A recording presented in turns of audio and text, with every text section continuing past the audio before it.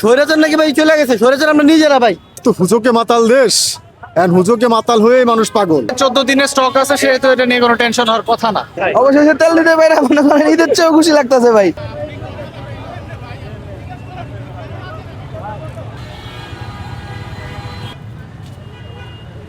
আসলে আশঙ্কা হচ্ছে ভাই, বর্তমান যে যুদ্ধের পরিস্থিতি, এই পরিস্থিতির ক্ষেত্রে মানুষের যে মনে যে একটা আতঙ্ক তৈরি হয়েছে, সেই পরিপ্রেক্ষিতে আমার মনে হচ্ছে যে এইরকম একটা পরিস্থিতির সৃষ্টি হয়েছে। কিন্তু মূলত আমার মনে হচ্ছে না, এই পরিস্থিতি হওয়ার কথা ছিল না। এটা একটা অভ্যন্তরীণ ক্রাইসিস আমার মনে হচ্ছে, এটা অভ্যন্তরীণ ক্রাইসিস ভাই। তো হুজুকে মাতাল দেশ, এন্ড হুজুকে মাতাল হয়েই মানুষ পাগল। আর এই ধরনের সিচুয়েশনে বাঙালি বা ঢাকার মানুষ বহুত আগেই পড়েছে, যে দেখা যাচ্ছে যে সমস্যা না, তারপরেও সমস্যা। আর এগুলো যেহেতু একটা সিন্ডিকেট ব্যবসা, যার কারণে এগুলো অনেক প্রকট আকার ধারণ করে। দেখা যায় যে একদিন পরেই একটা আকস্মিক একটা পরিবর্তন দেখা যাবে, কেননা এর পরে আগেও দেখা গেছে যে একবারে তেলের দাম বেড়েছে লিটারে 35 টাকা।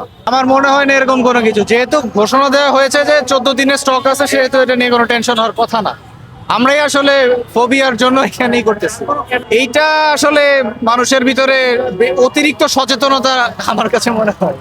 স্বৈরাচার নাকি ভাই চলে গেছে, স্বৈরাচার আমরা নিজেরা ভাই। সবাই উল্টা পাল্টা ঢুইকা সিরিয়ালে আসলে আমরা নাহলে 1 ঘন্টা 2 ঘন্টা আগে নিয়ে যাই। সবাই উল্টা পাল্টা ঢুইকা রাস্তাটা বন্ধ করে দিয়ে দিছে, কেউই নিতে পারি না। শাহবাগের ওই মোটরতে গাড়ি ঠেলতে ঠেলতে ঠেলতে ঠেলতে ঢুকছি হইলো ভাই 1:30 নামাজ পইরা, তোমার নামাজ 2:45 দিকে ঢুকছে ভাই। এখন বাজে 4:18 না কত আইমি, ঠিক। তো এই কারণে ভাই এখনো পাই নাই ভাই, ওই যে আমার গাড়ি লাইনে দাঁড়া করে রাখছি ভাই। অবশেষে তেল দিতে পারে, মনে করেন ঈদের চেয়েও খুশি লাগতেছে ভাই। কিসের চেয়ে? ঈদের চেয়েও খুশি লাগতেছে। 3 ঘন্টা সিরিয়ালে খাড়া ছিলাম, তাও ফুল ট্যাঙ্কি হতে তাও পুরা ট্যাঙ্কি দিছে। এই অন্য অন্য পাম্পগুলোতে আপনার 300 টাকা 400 টাকার উপরে দেয় না, এখানে ফুল ট্যাঙ্কি পুরো দিছে।